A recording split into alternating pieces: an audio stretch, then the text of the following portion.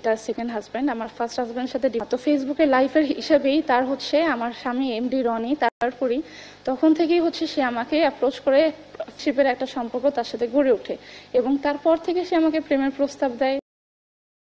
রয়া তাসনিম তিনি বলেছেন দীর্ঘদিন ধরেই প্রেমের প্রস্তাব দেন, যেখানে আপনার দুটি স্বামী আছে, আপনার একটা কন্যা সন্তান আছে, আপনাকে প্রেমের প্রস্তাব দেওয়ার সুযোগ উনি পায় কিভাবে?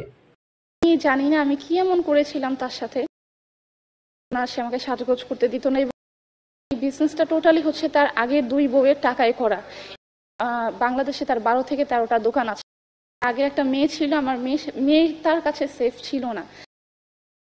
এপ্রিল মাসের ঘটনা তিনি এখন বললেন, তাই না? এখানে আরো একটি কথা আছে, এলাকাবাসী দেখছে ওনার স্বামী ওনাকে মারপিট করছে বা নির্যাতন চালাইছে। এলাকার লোকজন কেন ভিডিও ধারণ করলো না, বা এলাকার লোকজন এপ্রিল মাসের ঘটনা কেন তারা প্রকাশ করলো না? হ্যাঁ, এর প্রতি উত্তর বা এর উত্তর হতে পারে ওনার স্বামী রনির বাবা বিএনপির একজন নেতা, ওনাদের নামে অনেক মামলা আছে। ওনার স্বামী আওয়ামী লীগের ছাত্রলীগের রাজনীতির সাথে জড়িত ছিল, যদিও উনি একজন ছাত্র না। ওনার কথা কিন্তু ফল্ট আছে। ছাত্রলীগের সাথে তিনি কিভাবে জড়িত থাকবে? ধরে নিলাম তিনি ছাত্রলীগের সাথে জড়িত আছে বা আওয়ামী লীগের সাথে জড়িত আছে, যার বয়ে তিনি এর প্রস্তাব দেওয়ার সুযোগ উনি পায় কিভাবে?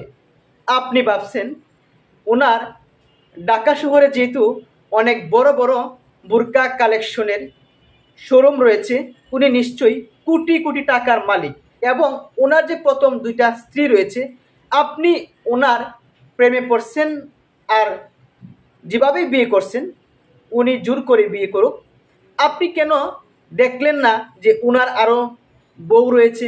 আপনি বলছেন ওনার একটি বউ রয়েছে, এখন বলতেছেন দুটি বউ রয়েছে, অর্থাৎ আপনি বলছেন যে উনি আপনাকে বলেছে আমার একটি বউ আছে। অর্থাৎ আপনি ভাবছেন আমারও তো স্বামী আছে, ওনারও বউ আছে, সমস্যা নাই, উনি তো কোটি কোটি টাকার মালিক, উনি আমাকে ভরণ পোষণ করতে পারবে। যার ফলে আপনি ওই দুই স্বামীকে ফেলে রেখে এসে টাকাওয়ালা একজন স্বামীকে আপন করে নিলেন। কথাটা কোনো কোনো বোনের কাছে খারাপ লাগতে পারে। যখন প্রেমের প্রস্তাব দিয়েছে, ধরে নিলাম উনি ব্ল্যাকমেল করছে, ধরে নিলাম উনি জোরপূর্বকভাবেই আপনাকে বিয়ে করছে। কোথায়? আপনি সেই প্রমাণ দেখান। উনি যে আপনাকে জোরপূর্বকভাবে বিয়ে করছে, আপনি সেই প্রমাণটাও দেখান। কারণ আপনি কিন্তু ওনার টাকা লোভে পড়ছেন, যার ফলেই আপনি কিন্তু তখন বলেন নাই আমাকে উনি ডিস্টার্ব করতেছে। আপনি নির্যাতিত হওয়ার পর আইনের আশ্রয় নিলেন, বিয়ে হওয়ার পর আইনের আশ্রয় নিলেন, কিন্তু বিয়ে হওয়ার পূর্বে দীর্ঘদিন, আপনি বলছেন দীর্ঘদিন আপনাকে বিরক্ত করত, আপনি তখন কেন আইনের আশ্রয় নিলেন না? লাইভ করতেছিলাম, সেখান থেকে পরিচয় হিসেবেই তার সাথে আমার সম্পর্কটা গড়ে ওঠে। বাসা থেকে বের হতে দিত না, এতে আপনারা কি বুঝলেন? আমার স্ত্রী বাসা থেকে বের হবে না কেন? ওনাকে তো আমি লাইভ করার জন্যই আমার পেজে প্রেজেন্টার হিসেবে নিলাম। অর্থাৎ উনি ওনার স্ত্রীকে বাসা থেকে বের হতে দিবে না, এটা আপনার কাছে কেমন মনে হয়? আমরা আরো শুনবো। এবং মেইনলি যে কথাগুলো ছিল তার যে অ্যারাবিয়ান বোরকা কালেকশন শপটা, সেইটা হচ্ছে সবচেয়ে বড় কথা। অর্থাৎ এমডি রনি ভাই তিনি কিন্তু দুইজন স্ত্রীকে নিয়ে সংসার করতেছেন, আর উনি কিন্তু প্রথম দুই স্বামীকে ফেলে ডিভোর্স দিয়ে চলে আসছেন। অর্থাৎ এমডি রনি ভাই কিন্তু প্রথম ডিভোর্স চাচ্ছে না। এর পিছনে একটা যুক্তি আছে আমার।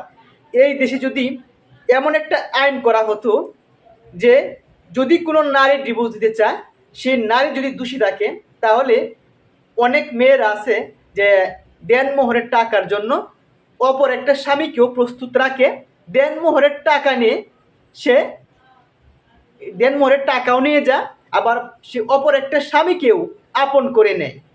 অর্থাৎ দেনমোহরের টাকাও পাইলো, স্বামীও পাইলো, মাঝখানে ওই পুরুষটার দেনমোহরের টাকাও দিতে হইলো, সামাজিকভাবে যেটা বিয়ে হলো সামাজিকভাবে নাই হোক, বিয়ে করে যে টাইমটা স্পেন্ড করলো, যে ব্যয়বহুলটা হলো অসন্না অলংকার ঘোরাফেরা, এই টাকাটা কিন্তু পুরুষ আর ফিরে পাবে না।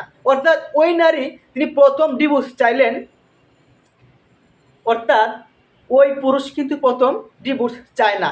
আমি বারবারে বলছি, আমি কিন্তু ওই মেয়েটার বিপক্ষেও না, ওই পুরুষটার বিপক্ষেও না। ভিডিওটা শেষ করবেন, তারপর আপনার মন্তব্য করবেন, আমরা আরো শুনবো। যে আমার 5টা বিয়ে হয়েছে। আবেগ দিয়ে মানুষের জীবন চলে না। উনি বলছেন ওই রনি 2টা বিয়ে করেছেন, সেই তথ্য রয়া তাসনিম নেয়নি। রনি 2টা বিয়ে করেছেন তাও জানতে চায়নি। রনি বাড়ি কোথায়, বাবা কি করে, মা কি করে সব জানতো। ওদের নামে কয়েকটা মামলাও আছে তাও জানতো, এবং দেনমোহরের টাকা উনি বিয়ের সময় নেয়নি। উনি কত বড় আবেগী, অর্থাৎ আবেগ দিয়ে মানুষের জীবন চলে না। কাবিন বিজনেস করি বা কি করি আসলে এটা আমার মুখে আসতেছে না। রয়া তাসনিম ওয়েট, আপনি বলেছেন আপনার ফ্যামিলি প্রকাশ করতে দেয়নি যে আপনি দ্বিতীয় বিয়ে করবেন, সেটা বড় লজ্জা, তাই না? কিন্তু আপনার ফ্যামিলি কেন ভেরিফাইড করেনি যে ওই আরাবিয়ান বোরকা কালেকশনের মালিক অর্থাৎ রনি, তিনি যে আরো 2টা বিয়ে করেছেন? আপনার ফ্যামিলি কতটুকু বোকা বা কি পরিমাণ লোভী, তার মেয়েটাকে অপর একটা পুরুষের হাতে সারা জীবনের জন্য তুলে দিবে, তারা সেই ভেরিফাইড করলো না, সেই তথ্য নিল না। আপনার এই সাক্ষাৎকার দেখে আমি বারবার অবাক হচ্ছি আর ভাবছি এদেশে এখনো কেন পুরুষ নির্যাতনের আইন চালু হচ্ছে না। দ্বিতীয় বিয়ে করে দ্বিতীয় হাজবেন্ডকে রেখে আরেকটা পরকীয়া করব, এটা। আরও একটি কথা, সেটা হলো যিনি আপনার সুন্দর চেহারা দেখে একটা পেজের জন্য লাইভ প্রেজেন্টার হিসেবে আপনাকে নিয়োগ দিল, নিয়োগ দেওয়ার পর আপনাকে ভালো লাগলো, ভালোবাসলো, ভালোবাসা থেকে জীবন সঙ্গী করলো, সেই মানুষটা আপনার বিরুদ্ধে আইনি কোনো পদক্ষেপ না নিয়ে আপনার মুখে কেন আঁচড় দিল, আপনার এই সুন্দর চেহারাটা কেন নষ্ট করতে চাইলো?